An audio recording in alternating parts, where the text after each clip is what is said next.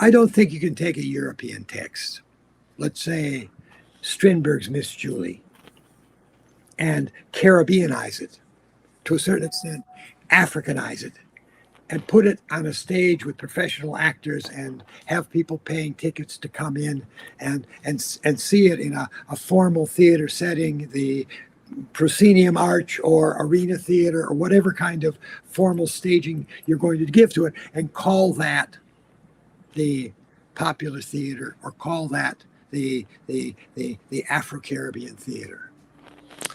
I've heard And you the use. reason is because the somehow or another it's not only the content that has to change, it's the form that has to change as well.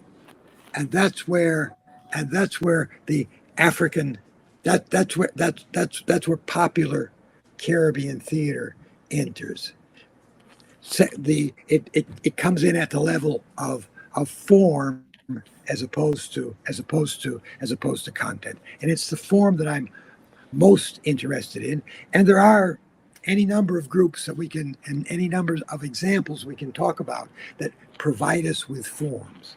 The carnival, of course, and festivities in their various manner, in their various forms, they give us one predominant form, which is the procession, the desfile, the la marcha, whether it's a festive march or a political march.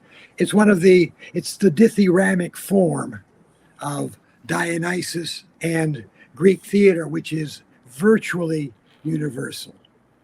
The other form, of course, is the circle.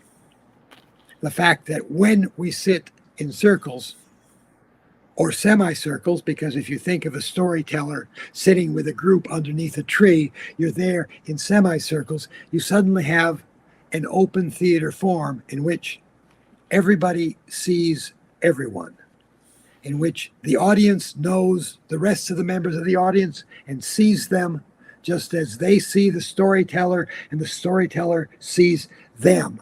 And then the storyteller says, Nilo, you continue the story. And Nilo then becomes the storyteller and he tells the story. And Nilo says, but that's all I know. Matt, do you know more? And Matt tells the story and continues until everybody becomes both the spectator and participant, both actor and audience member. And they share the space. They become a community and share the space.